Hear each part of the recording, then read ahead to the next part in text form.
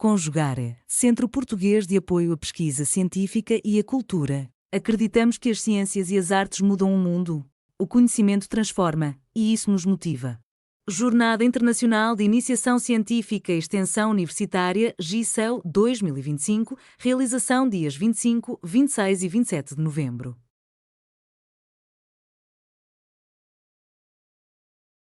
Olá, esse é o nosso trabalho do cavalo ao tigrinho e a popularização dos jogos de azar e a sua influência nas dinâmicas sociais. Eu sou o João Vitor. Eu sou a Bianca. Eu sou o Felipe Fogaça. E eu sou a Luísa. E nós somos estudantes do terceiro ano do ensino médio do Colégio Marista Santo Antônio, localizado na cidade de Sinop, estado de Mato Grosso, no Brasil. E a área do conhecimento que nós vamos abordar nesse trabalho são as ciências humanas e sociais.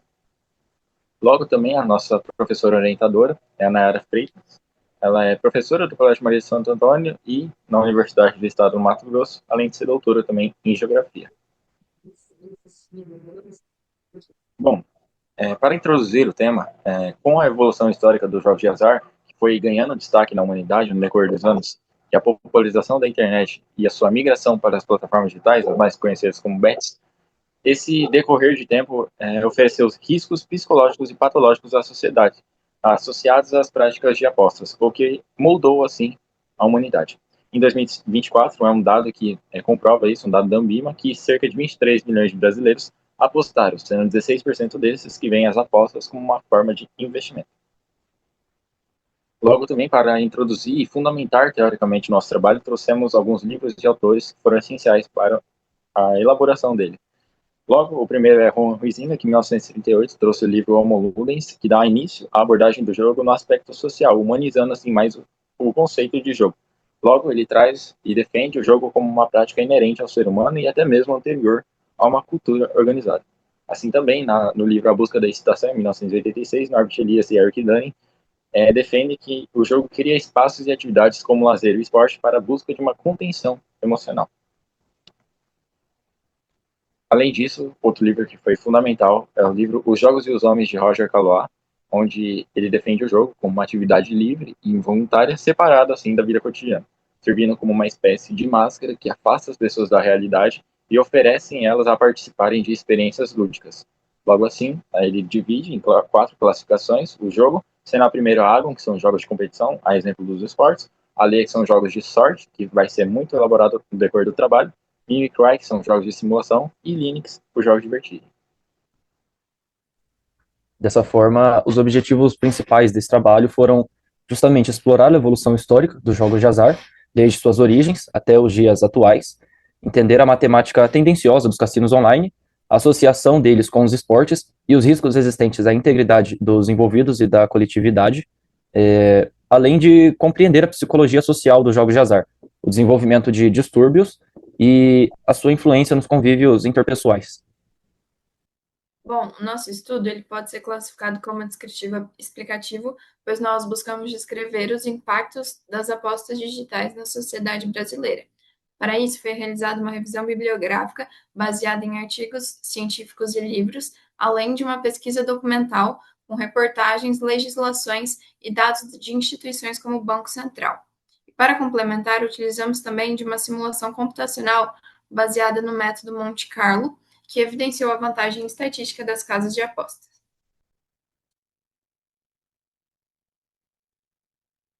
Bom, agora falando um pouco de como foi o surgimento das corridas de cavalo e dos jogos de aposta na sociedade, ele se deu na Mesopotâmia por volta de 3.000 anos antes de Cristo, na Grécia e na Roma Antiga, na qual a sociedade apostava em jogos esportivos a fim de um entretenimento. Mas as corridas de cavalo só ficaram populares na sociedade em 1750, com a criação do Jockey Club, o primeiro clube de regulamentação de leis. E no Brasil, as apostas só foram introduzidas pelos europeus no período colonial, com a elite carioca querendo se aproximar dos padrões europeus. Assim, para ilustrar essa vinda para o Brasil dos jogos de aposta, o primeiro cabe citar o Jogo do Bicho, que em 1892, no Jardim Zoológico de Vila Isabel, no Rio de Janeiro, foi criado assim o Jogo do Bicho. Ele consistia na aposta em um bicho, fazendo essa ideologia com a figura do animal, para atrair mais visitantes para o zoológico, sendo essa imagem possível observar um dos primeiros bilhetes de apostas no jogo do bicho.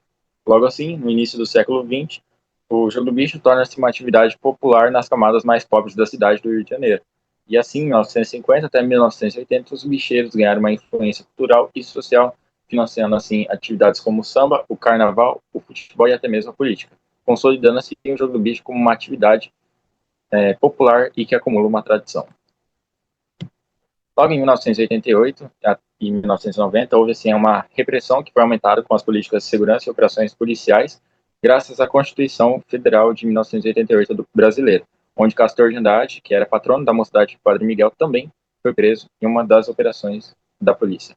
Logo em 2007 também houve outra operação que foi marcante, cujo nome é Hurricane, onde ela tentou desarticular organizações do jogo e prender os principais operadores. Assim, na atualidade, o jogo do bicho no Brasil também é visto como ilegal, mas é tolerado, sendo assim um patrimônio cultural e ligado ao vínculo social e tradições. Logo, outro tipo de aposta que é importante citar são as loterias, que no período colonial surgiram no Brasil a fim de financiar as obras e instituições da coroa portuguesa, sendo através de sorteios públicos. Logo em 1960, o governo centralizou essa gestão, criando modalidades oficiais, associadas às ações que o governo pretendia, assim surgindo a Loto Fácil, a Quina e até mesmo a Mega Sena. Logo, na atualidade, as loterias seguem sendo relevantes e acumulam uma tradição também e uma tensão moral por trás disso. No século XXI, a internet e os dispositivos móveis eles revolucionaram as formas de apostar. Hoje em dia, qualquer pessoa com celular ela tem acesso a uma infinidade de plataformas, e elas são divididas em duas grandes modalidades, as apostas esportivas e os cassinos virtuais, que oferecem jogos como os caça-níqueis, poker, roleta, blackjack e os famosos crash games. Essas plataformas, elas utilizam de estratégias de atração muito eficazes, como os bônus de boas-vindas, os visuais chamativos e uma dinâmica envolvente que prende a atenção do jogador e incentiva ele a continuar apostando. Dessa forma, as apostas deixam de ser apenas uma prática de lazer e passam a se tornar presente no cotidiano. No mundo das apostas, embora os resultados dentro do jogo sejam aleatórios, a probabilidade real de vitória do apostador tende sempre a favorecer o cassino. Essa margem probabilística é chamada de house edge. Um bom exemplo disso é o jogo da roleta europeia, no qual o apostador tenta prever o resultado numérico de uma roleta e pode apostar dos números entre 1 a 36. E mesmo que ele aposte em metade desses números, sua chance real de vitória não é de 50%, mas sim de 48,6%, pois caso o resultado seja zero, quem lucra é o cassino. Embora essa porcentagem de 1,4 pareça pequena e irrelevante, a lei matemática dos grandes números diz que quanto mais vezes uma experiência for repetida, mais ela tende a se aproximar do resultado desejado, que no caso seria do jogador perdendo 51,4% das vezes, ou seja, perdendo mais vezes do que ganhando. Bom, para ilustrar isso, essa matemática deliciosa, nós fizemos duas simulações em JavaScript, onde a primeira, com 50% de chance de vitória, 100 jogadores fizeram apostas no valor de R$10, em que o saldo inicial era de R$1.000 e o máximo de apostas seria de 300, onde pode ser mostrado que 55 pessoas saíram no lucro e 45 no prejuízo, mostrando essa equivalência que os 50% trazem, onde, nesse caso, por exemplo, saiu no prejuízo o cassino, com menos R$440.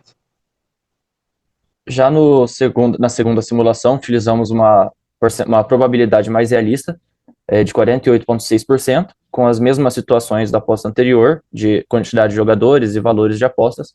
E nessa segunda simulação, nota-se uma discrepância muito mais significativa entre a quantidade de jogadores que saíram no lucro e a quantidade de jogadores que foram prejudicados, na qual o cassino chegou a lucrar quase R$8.000, mostrando como que essa pequena porcentagem ali de 1,4%, essa pequena diferença acaba gerando ao longo prazo resultados extremamente significativos.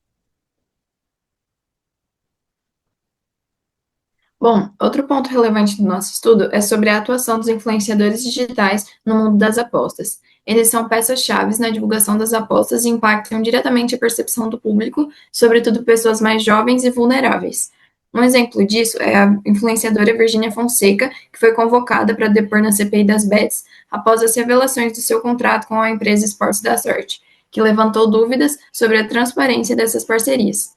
Outro exemplo disso é sobre a advogada e influenciadora Delaney Bezerra, que foi presa na Operação Integration, onde ela foi acusada de envolvimento com jogos ilegais e lavagem de dinheiro.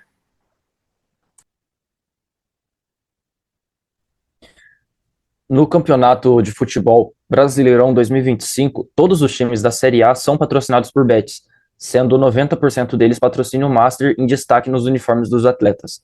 Essa maciça injeção financeira acabou gerando alterações nos valores de negociações entre clubes e times e até mesmo mudanças nos salários dos jogadores, mostrando como que essa injeção financeira publicitária acaba gerando inflação e impacto significativo no mundo dos esportes.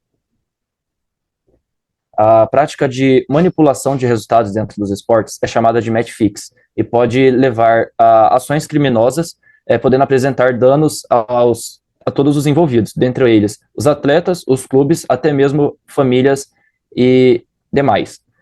No Brasil, iniciou-se parcialmente uma legislação sobre as apostas em 2018, tornando-se mais completa e abrangente apenas em 2023, quando foram estabelecidas tarifas e maiores fiscalizações, além de definir quem pode ou não participar dos jogos, culminando assim na criação da Secretaria de Prêmios e Apostas pelo Ministério da Fazenda. Bom, agora falando um pouco dos aspectos psicossociais e comportamentais derivados do uso de jogos de azar, as plataformas de aposta utilizam de um marketing muito massivo, como, por exemplo, o efeito tangerina, no qual a plataforma utiliza de cores e sons e imagens vibrantes para atrair a atenção do jogador, fazendo assim o jogador ficar preso pela promessa dos ganhos rápidos.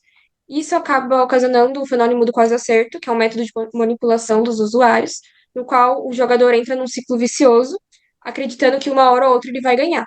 E por conta disso, o jogador pode desenvolver a ludopatia, que é uma doença que ela se manifesta justamente pelo vício extremo.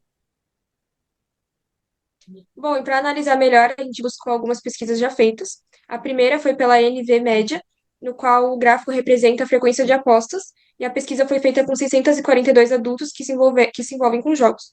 É possível ver que 50% das pessoas que responderam apostam semanalmente, 29% apostam raramente e 21% apostam diariamente. Bom, nesses dois outros gráficos, é possível analisar uma pesquisa feita pelo Data Senado em junho de 2024.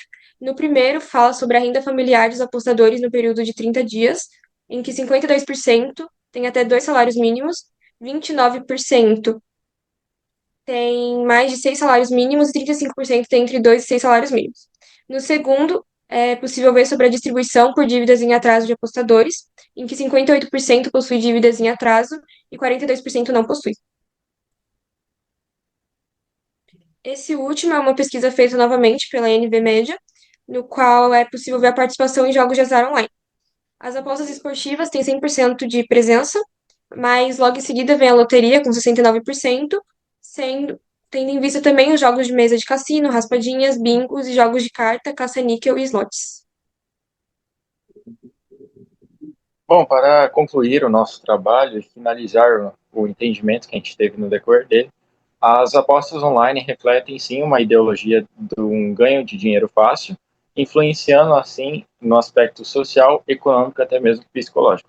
Assim, os influenciadores e as mídias digitais atuam sim como agentes de persuasão, pois são contratados pelas empresas e plataformas para fazer um marketing e deixar a imagem positiva das apostas, agravando assim riscos de ludopatia, como mostrados nos gráficos, problemas financeiros, que também foram mostrados nos gráficos e apresentados. Assim, também as simulações demonstraram uma desvantagem estatística dos usuários frente às plataformas de apostas.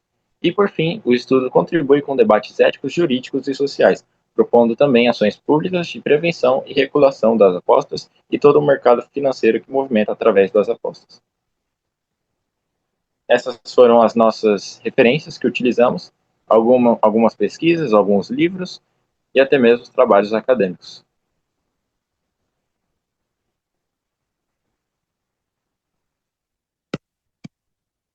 Esse é o nosso trabalho, agradeço a atenção de vocês, muito obrigado. Realização, Conjugare, Centro Português de Apoio à Pesquisa Científica e à Cultura. Apoio, Editora Cravo. Inscreva-se no canal, comente, curta e compartilhe.